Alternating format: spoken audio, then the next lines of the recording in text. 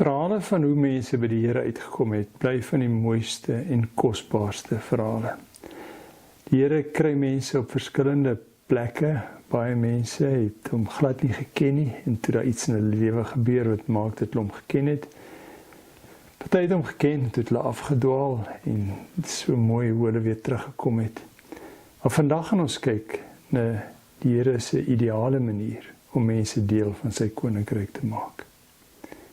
Here, om deel van U te wees, deel van U plan, deel van U wêreld, is 'n onbeskryflike voorreg. En dankie dat ons daaroor kan dink en ook besef moet dink. Wil U vandag vir ons help om nuut en vars te kyk na wat U vir ons sê. Amen. Ons lees uit Deuteronomium hoofstuk 6. Deuteronomium 6. In Deuteronomium 5 het hulle die 10 gebooie, soos ons in Exodus 20 kry, presies so word die wet weer vir hulle gegee. En dan is die vraag, wat maak hulle met hierdie wet? Lê maar daar, so op 'n klipplaat ingegraveer, lê in 'n boek, lê in 'n Bybel, dis die wet. Daar moet iets met daardie wet gebeur, en dit is wat vandag kosbaar is. Deuteronomium 6 van vers 1 af. Dit is die wet, die voorskrifte en bepalings wat die Here julle God my beveel het om vir julle te leer, sodat julle daarvolgens kan lewe in die land wat julle in besit gaan neem. So sal jy die Here jou God jou lewe lang kan dien en gehoorsaam wees aan sy voorskrifte en gebooie wat ek jou gegee het, jy en jou hele nageslag. En dan sal jy 'n lang lewe hê.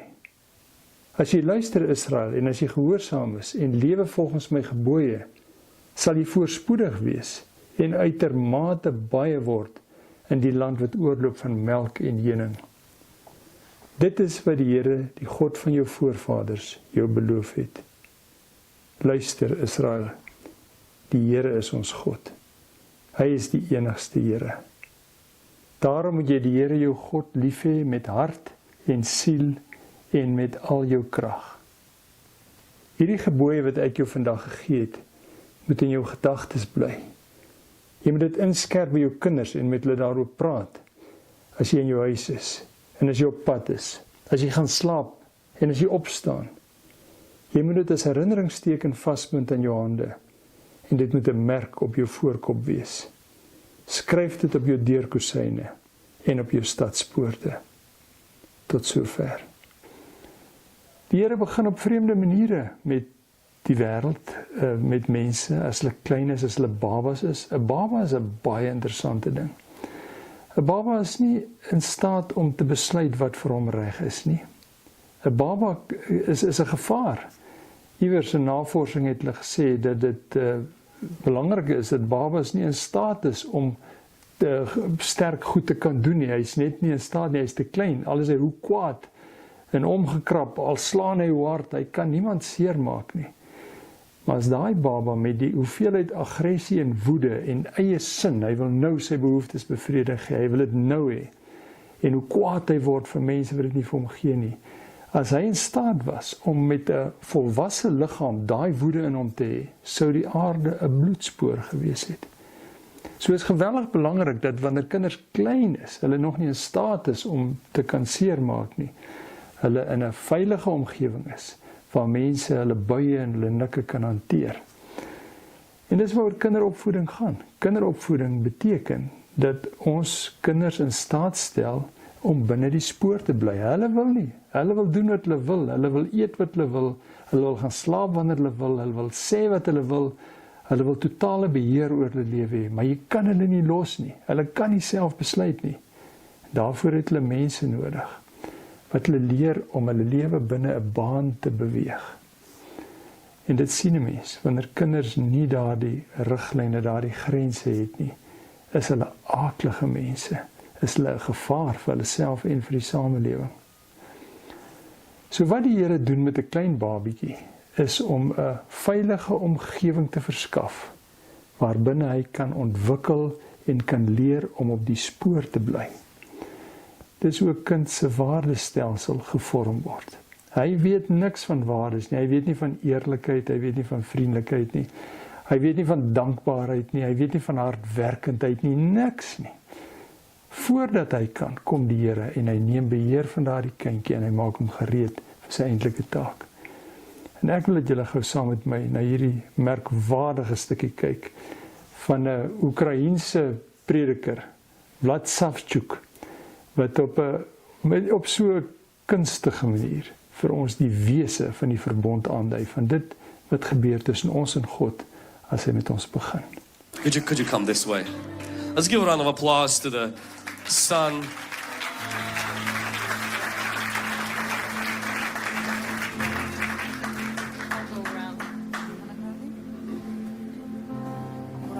Yeah. So, this is my boy.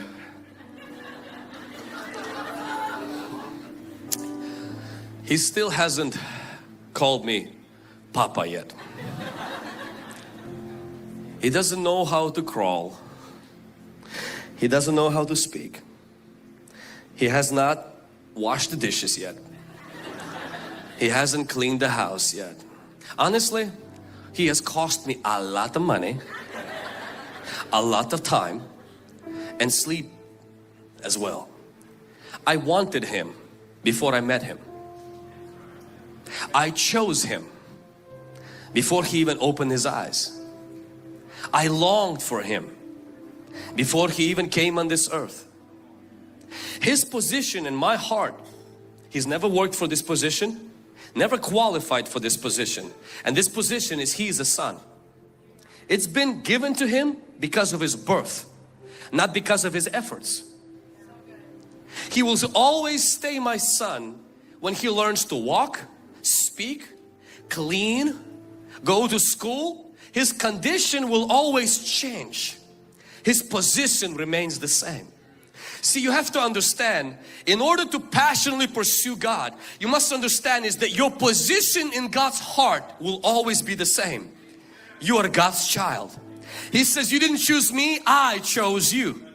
The Bible says we love God because He first loved us. You'll never be able to outlove God. You're not the beginner of the love of God. He is the initiator. You're just a responder. And you know, this morning, you know, my wife, she finished her duties at 5. I picked up mine at 5. And so I laid with him for a little bit, and he's kicking my face every 5 seconds. You know, he's crying every 5 minutes. He's not looking for me. I'm always looking for him. I always comfort him when he cries. I don't beat him. When he falls asleep in my arm, I say, wake up, how dare you fall asleep in my presence. If he falls asleep, it gives me joy. Why? Because he's my son. I love him. Sometimes you don't know what to say. It's fine, be there. He still doesn't know what to say. He spends time with me every single day. Just kind of does what he's doing right now. I enjoy his company. And God enjoys yours. He died, loves us, and nothing we can do to make Him love us more. He's done nothing to deserve that love. I don't love Him because He's cute. I love Him because He's my son. He is cute though.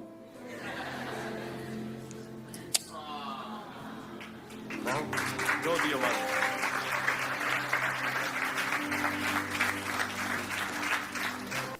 Is dit nie aangrypend om dit te besef nie, waar die Here met ons begin, dat hy met ons begin voor ons weet, voor ons hom lief het, voor ons gewys het dat ons iets kan beteken, het hy reeds met ons begin, 'n duidelike plan gehad. Hy was volledig lief vir ons, hy het alles gegee wat hy kan. Hoe leer die Nuwe Testament oor die verbond ons? Selfs vir kinders het Jesus alles gegee. Hy sterf nie later vir hulle nie. Hy het klaar sy beste gegee. Hy het na die aarde gekom. Hy het vir hulle geleef, 'n voorbeeld gestel, hy het vir hulle gesterf. En hulle is vir hom belangrik. En as hulle gebore word uit ouers wat hom liefhet, is hulle deel van sy koninkryk.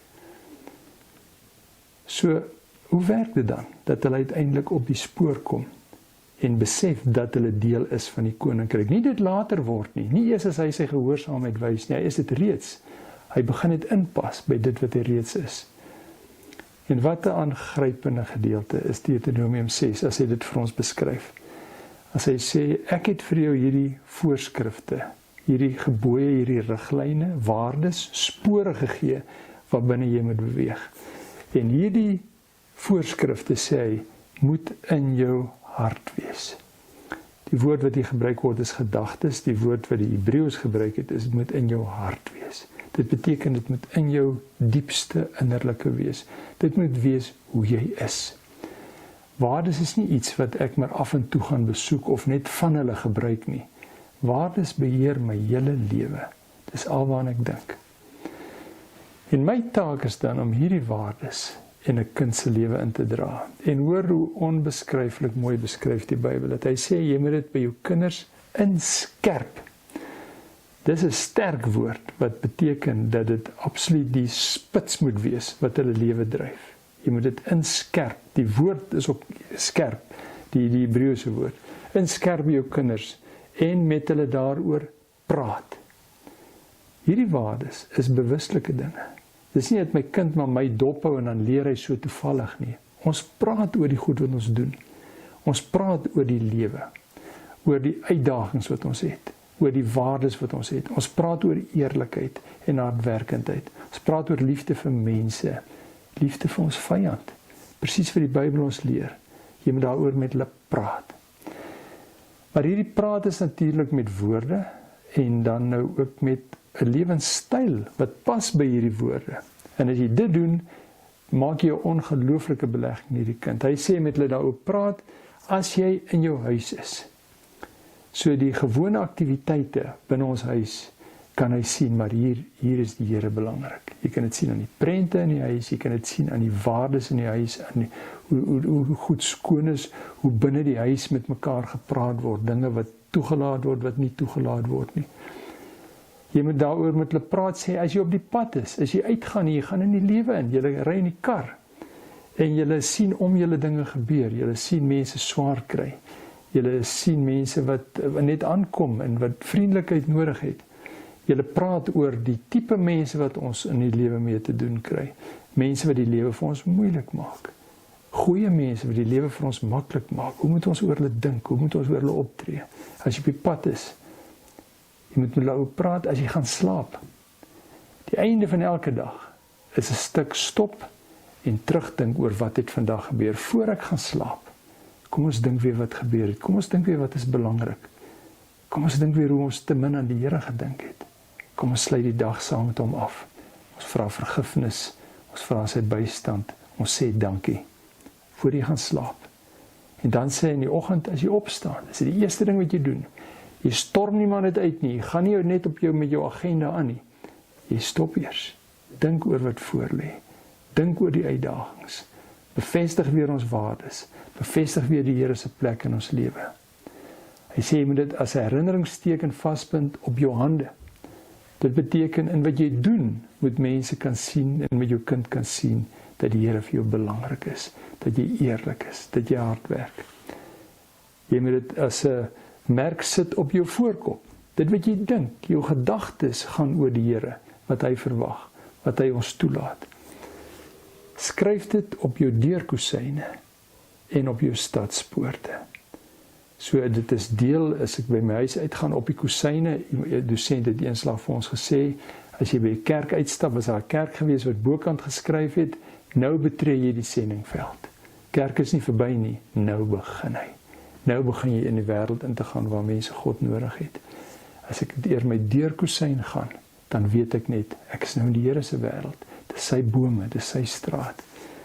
Op jou stadspoorte, as jy by jou werkplek kom, as jy by die skool kom, dan weet jy, jy is nou in die Here se teenwoordigheid.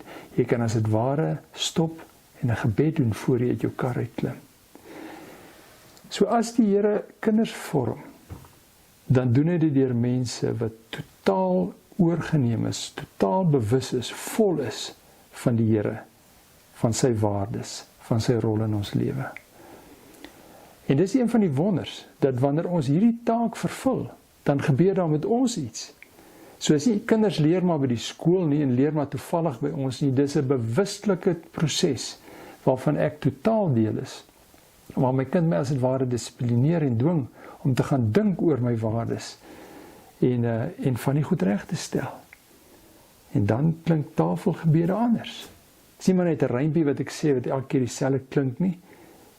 Dit kan 'n rympie wees, dis nie 'n probleem nie, maar my kind moet hoor in my rympie of hoe ek dit ook al bid dat ons regtig dankbaar is dat die Here vir ons sorg.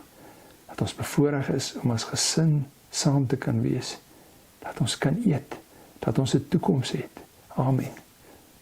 As ons aan tafel sit en ons gesels oor die dag, wat oor die kind, ja, hierdie werk vir my is simpel. Ek weet nie af van hoe ek dink ek moet so vinnig moontlik op pensioen gaan. Ek haat my werk. Is dit wat hy hoor? Is dit hoe jy die uitdagings hanteer wat jou werk ontbied? As ons oor ander mense praat, mense wat ons teleurgestel het, hoe praat ons oor hulle? En in ons taal aan tafel, in die motor, kan ons die waardes van die Here hoor.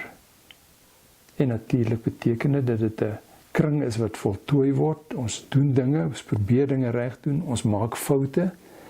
En 'n fout word nie maar net geïgnoreer nie. Hy word weer besoek, daar word oor hom gedink, daar word verskoning gevra, daar word korreksies aangebring en dan gaan ons weer aan. Dit is 'n onbeskryflike voorreg om deel van hierdie proses te wees. En dis 'n verantwoordelikheid wat elkeen van ons het. Een van die goed wat my aangegryp het toe ek eenslag in Ethiopië was. Ethiopië sukkel soos in ons land ook met paas wat baie afwesig is. Ons land is so, mense moet ver gaan om werk te kry en as dan nie paas nie. En dan is dit 'n verskriklike uitdaging om hierdie dinge vir kinders te leer. Ma's doen goeie werk, maar hulle kan dit nie alleen doen nie.